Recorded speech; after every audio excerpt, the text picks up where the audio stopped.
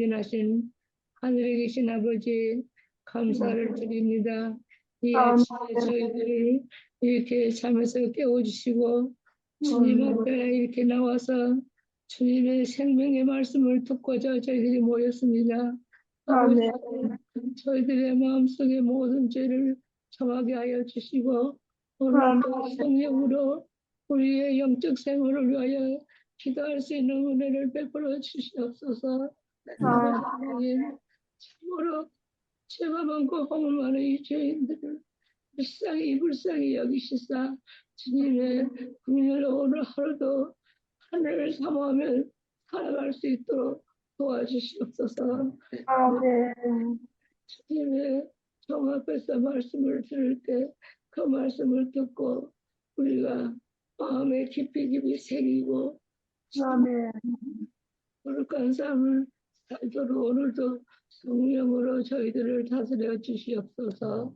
아멘. 간절히 기도하기는 또 일탁교의 모든 우리 교우들을 한 사람 한 사람의 일일이 다 보살펴 주셔서 은혜 안에 뵙기를 간절히 기도하며 간절히 기도하기는 우리 사랑하는 최 목사님을 위하여 간구합니다. 목사님이 이제 입에 수술을 하신다 하오니 주여 수술을 하시는데 의사 선생님의 손을 아버지께서 도와주셔서 아멘. 수술을 잘 마치고 그 수술을 끝난 다음에는 다시는 아픔이 없이 살아가 아버지께 영광과 존귀를 드리며 사는 참 거룩한 삶을 살고 기쁜 생활을 할 수 있도록 목사님에게 축복하여 주시옵소서.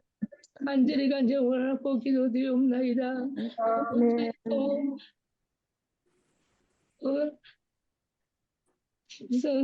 집사님 또 이렇게 나오셔서 저희와 같이 예배드리고 화면으로도 볼 수 있는 은혜를 주셔서 감사합니다. 사모님 또 건강을 주시고 오래오래 저희와 같이 예배를 드리고 하늘나라 삼으면서 살아가는 믿음의 생애를 살 수 있도록 도와주시옵소서. 오늘도 목사님과 사모님을 위하여 간구합니다. 그 사모님과 목사님에게도 강건함으로 도와주셨고 목사님은 우리가 고통 중에 있사오니 목사님에게도 은혜를 주셔서 그 허리가 아프지 않고 완전히 치료되어 주님 앞에서 남은 여생을 말씀을 전하시는 그 목사님이 되고 그래서 기쁨으로 주님께 영광 돌리는 거룩한 삶을 살아가도록 도와주시옵소서. 많은 분들이 아프고 고통 중에 있사오니 치유에 나 계시고 은혜로 살아가도록 도와주시옵소서. 오늘 하루도 온전히 하늘나라 삼으며 그 나라 그 일을 구하는 거룩한 생애가 되길 도와주셨고 주님의 말씀해 주시는 그 종의 말씀을 기억하고 종을 따라 하늘나라 삼으며 살아갈 수 있는 성령의 은혜를 우리 모두에게 베풀어 주시옵기를 바라며 목사님에게 더욱더 은혜를 주셔서 말씀을 전할 때에 은혜가 있게 해주시옵기를 간절히 원하고 기도드리옵나이다. 모든 말씀 우리를 죄에서 구원해주신 사랑 많으신 예수님의 거룩하신 이름으로 간절히 기도드리옵나이다. 네. 감사합니다. 오늘은 계시록 9장 20절, 21절에 있는 말씀으로 이제 여섯째 나팔이 마무리되는 날입니다. 네, 먼저 9장 20절, 21절을 봉독하겠습니다. 이 재앙에 죽지 않고 남은 사람들은 손으로 행한 일을 회개하지 아니하고 오히려 여러 귀신과 또는 보거나 듣거나 다니거나 하지 못하는 금, 은, 동과 목속의 우상에게 절하고 또 그 살인과 복술과 음행과 도둑질을 회개하지 아니하더라. 어제 2만만, 2억이나 되는 엄청난 숫자의 예, 이 유프라테스 강에서 노임을 받은 이 악한 천사죠. 하나님의 심판의 도구가 됐습니다. 그 천사들의 활동을 얘기했습니다. 역사적으로는 오늘날의 터키라고 얘기하는 오스만 투르크 그 터키 제국이 그리스도 교국이라고 일러줬던 당시의 비잔틴 제국 그리고 이 광범위한 지역에 이르기까지 세력을 뻗치는 장면을 말씀했습니다. 그리고 결국 땅에 사는 사람 3분의 1이 죽임을 당했다라고 했습니다. 시기적으로는 이 시기를 우리 윌리엄 밀러와 함께 재림운동에 가담했었던 이 조시아 리치 목사의 그 정확한 연대를 말씀을 드렸습니다. 비잔틴 제국을 처음으로 공격한 1299년 7월 27일을 다섯째 나팔의 기산점으로 삼았고요. 이 다섯째 나팔의 기간인 5달, 실제적으로는 150년 기간을 더해서 1449년 7월 27일이 다섯째 나팔의 마지막 시간이고 그것에 이어서 여섯째 나팔의 시작점이 1449년 7월 27일이 되는 것입니다. 이 날짜에다가 연원 일시에 해당되는 391년 15일을 계산을 하니까 1840년 8월 달이 되었다라고 얘기했습니다. 그는 조시아 리치는 그 달에 투르크 제국의 세력이 몰락할 것이다 라고 예언을 했습니다. 처음에는 8월의 정확한 날짜를 정하지 않았다가요. 그 기간이 끝나기 조금 전에 그는 투르크 제국이 1840년 7월 27일에서부터 정확하게 15일이 지난 8월 11일 날 무너질 것이다 라고 주장을 했는데 실제로 정확한 시기에 로마 협정에 의해서 런던 협정이죠. 런던 협정에 의해서 동방의 환자 터키 투르크 제국은 결국 무너지게 되었다라고 해석을 하고 있습니다. 여러분 1840년 8월 11일 그런 일이 일어날 것이다 라고 조시아 리체가 정확하게 날짜를 예언했는데 정확하게 성취가 됐어요. 이것은 당시 밀러주의자들 2300주야를 예언했었던 1844년에 있었던 그 사건 세상 종말이 올 것이다 라고 하는 것에 대한 분명한 확신을 전 세계 사람들에게 주었습니다. 그래서 밀러의 재림운동은 정말 기름을 부은 듯이 활활 번져나가게 되는 그런 역사도 이 사건을 통해서 이루어지게 된 것입니다. 그런데 그런 엄청난 재앙이 일어나고 있고 그런 무시무시한 고난 속에서도 사람들이 여전히 살아남았습니다. 2억으로 계수되는 약탈자들이 그들을 공격하였고 뱀 같은 꼬리를 가졌고 불과 연기와 유황이 나오는 입을 가진 말들이 그들을 공격하였습니다. 당시 이 터키 제국, 투르크 제국에 사용됐었던 대포를 가리킨다라고 말씀을 드렸죠. 대포는 정말 그야말로 대량 살상 무기가 되었습니다. 수많은 사람들을 한꺼번에 죽일 수 있는. 그래서 투르크 제국에 의해서 사용된 이 대포를 통해서 사람들을 3분의 1을 죽이는 그 장면을 예언적으로 상징적으로 묘사를 해주기에 충분한 그런 말씀입니다. 인류의 3분의 1이 가지각색의 고난으로 인해서 죽었습니다. 나머지 인류는 2001년 9월 11일 뉴욕 시민이 받은 충격보다 훨씬 더 큰 상처와 충격을 받았을 것이라고 생각할 수 있을 것입니다. 여러분, 911이 일어나고 난 다음에 교회를 나가지 않았던 사람들이 어떻게 했죠? 교회를 나갔죠. 911 사건이 주는 충격이 엄청났습니다. 그래서 전 세계에 교회를 나가지 않았던 사람들이 교회를 나가고 예수를 믿지 않았던 사람들이 예수를 믿는 일들이 굉장히 일어났습니다. 그런데요, 이 6째 나팔의 고난을 경험하고 그 고난 가운데 살아났던 3분의 2에 해당되는 사람들, 그 사람들은 여전히 뭐 하기를 거부하고 있습니까? 되겠지 아니하고 예, 오히려 회개하지 아니했다라고 얘기를 하고 있습니다. 정말 놀라울 따름입니다. 한 병원의 원목이 어느 날 중환자 병동에 있는 조지라고 하는 환자를 방문해달라는 요청을 받았습니다. 환자의 나이가 47살이라고 들었습니다. 근데 처음 병실에 찾아 들어갔을 때 잘못 찾아왔다고 생각했습니다. 환자가 60살도 넘어 보였던 것입니다. 병력 기록표를 보니 제대로 찾아온 것이 맞았고 환자도 기록된 이름대로 대답했습니다.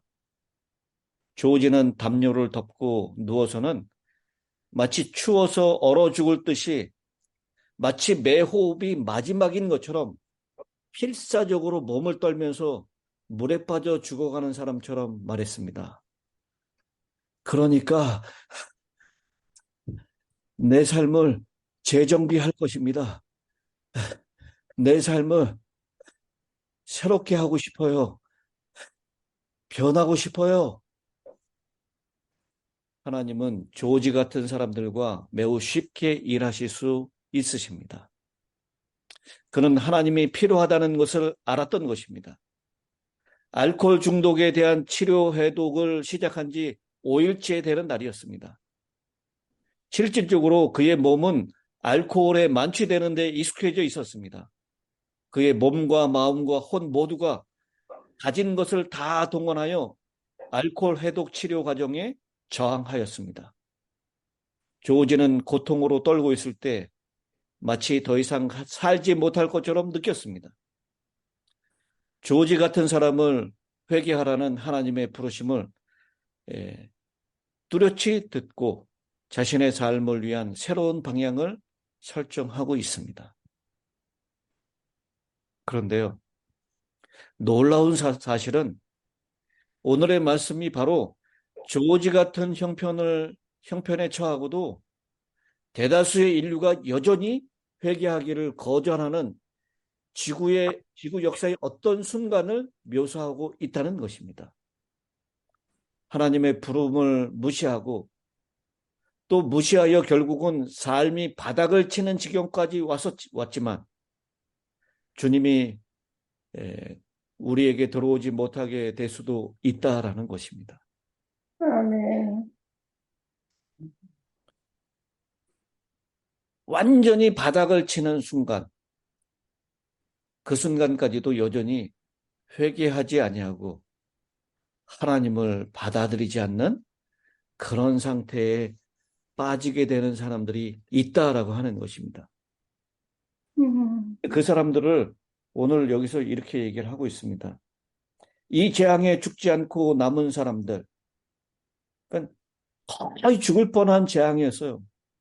거의 고난을 견디지 못할 고난까지 경험했던 사람들입니다. 그 정도 경험했으면 정신 차리고 하나님께 회개하고 돌아올 만한데 그렇지 못하다는 것입니다. 근데 그 남은 사람들은요, 손으로 행한 일을 회개치 아니한다라고 했어요.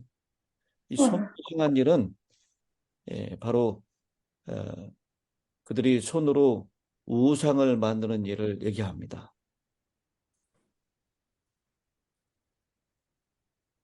여섯째 나팔의 재앙은 살아남아 있는 사람들의 마음을 녹이지 못하고 그들을 강팍하게 만들었습니다. 그들은 오히려 여러 귀신과 우상을 숭배합니다. 여기 귀신은 당시의 사람들이 영적으로 섬기는 우상들을 얘기합니다. 이 귀신의 영을 섬기는 것이죠. 오늘날도 귀신의 영을 섬기는 사람들이 얼마나 많이 있는지 모릅니다. 그리고 우상은 눈에 보이는 우상이에요. 보거나 듣거나 다니거나 하지 못하는 금은 동 목석으로 만들었던 우상에 절을 한다라고 얘기를 하고 있습니다. 이 요한은 이 무력한 우상을 극적으로 표현하기를 보거나 듣거나 다니거나 하지 못한다라고 표현하고 있습니다.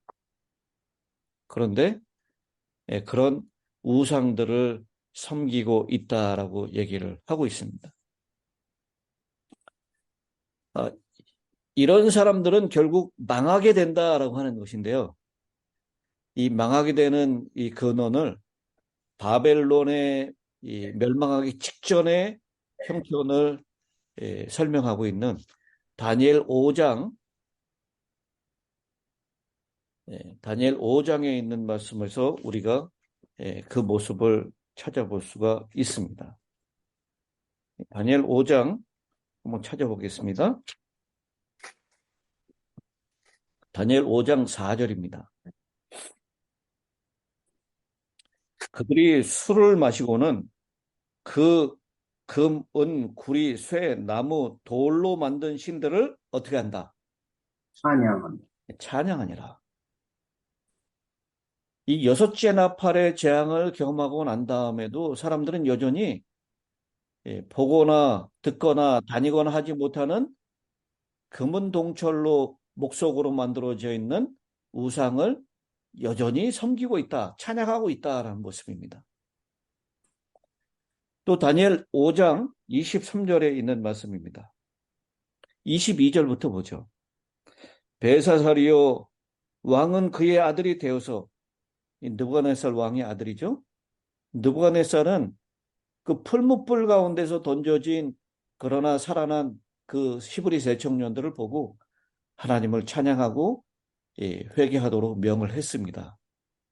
그 사실을 다 알고도 회개할 기회가 주어진 것입니다. 그런데 다 알고도 아직도 마음을 낮추지 아니하고 도리어 자신을 하늘의 주제보다 높이며 그의 성전 그릇을 왕 앞으로 가져다가 왕과 귀족들과 왕후들과 후궁들이 다 그곳으로 술을 마시고 또 왕이 또 보지도 듣지도 알지도 못하는 금, 은, 구리, 새와 나무, 돌로 만든 신상들을 찬양하고 도리어 왕의 호흡을 주장하시고 왕의 모든 길을 작정하시는 하나님께는 영광을 돌리지 아니한지라. 이 여섯째 나팔의 재앙에서 살아남은 사람들, 이 사람들은 지금 바벨론의 마지막, 바벨론 제국의 마지막 모습과 흡사한 모습을 보여주고 있습니다. 이들에게 정해져 있는 이 마지막 정해져 있는 예언은 딱 한 가지 있습니다. 무엇입니까? 한 가지 정해져 있는 길은 그들은 멸망당하는 길밖에 없습니다. 당시 바벨론 제국이 마지막을 고했던 것처럼 여섯째 재앙을 경험하고도 회개하라고 하는 하나님의 음성을 알고도 하나님을 경배하지 아니하고 회개치 아니한 사람들, 그 사람들에게는 결국 멸망의 운명이 정해져 있다라고 하는 것입니다. 그런데 그 사람들이 귀신을 섬기고 우상을 숭배했을 뿐만 아니라 여기 21절에 보니까 살인, 복술, 복수는 마술을 얘기하는 것이죠. 음행, 도둑질을 회개하지 안 했다 그랬어요. 여러분, 이 우상 섬기고 살인하고 도둑질하고 간음하고 이거 다 무슨 죄악이죠? 어디에 나오는 죄악입니까? 십계명. 십계명. 네. 살인하지 말라, 간음하지 말라, 도둑질하지 말라, 거짓말하지 말라. 이 복술은 거짓말에 해당되는 마술로 입으로 사람들에게 교묘하게 속이는 것입니다. 여기 십계명을 지키지 아니했다라고 하는 것을 가르치고 있는 것입니다. 이 복술이라고 하는 것은 마술을 가리키고요. 그 당시 종교의식에 신비한 약물을 사용하던 풍습을 뜻하고 있습니다. 바벨론 제국은 술을 마셨어요. 사람들의 정신을 혼미하게 하고 있는 그런 약물입니다. 그리고 음행이라고 하는 말, 이것은 매음과 모든 종류의 불법적인 성교를 총칭하는 것입니다. 이렇게 여섯째 나팔에 회개하지 않는 모든 사람들은 십계명을 범하는데 아주 대담하고 그 죄악을 알면서도 그리고 이 죄악을 행하는 자들은 결국 사형에 해당된다라는 것을 알면서도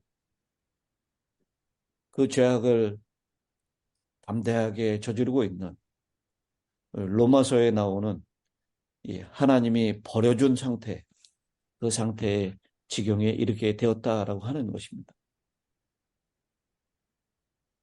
결국 그 사람들에게 예고된 마지막 운명은 멸망밖에 없습니다. 아직도 은혜의 시기가 남아 있습니다. 왜냐하면 여기 회개하는 것을 기대하고 있는 시기이기 때문입니다. 이 여섯째 나팔의 재앙이 마지막 7재앙, 은혜의 시기가 끝난 다음에 내리는 재앙은 아니다라는 것을 분명하게 확인시켜주고 있습니다. 바벨론 제국의 몰락, 유프라테스 강에서 노임을 받은 악한 네 천사들이 결국 이 세상에 경험하지 못했던 큰 재앙들을 불러일으키게 될 것인데, 그런 재앙과 고통 가운데서도 여전히 그 마음을 완악하게 하고 강팍하게 하며 하나님께 회개하지 아니하고 십계명을 담대하게 저지르고 있는 사람들, 그 모습이 바로 나의 모습은 아닌가?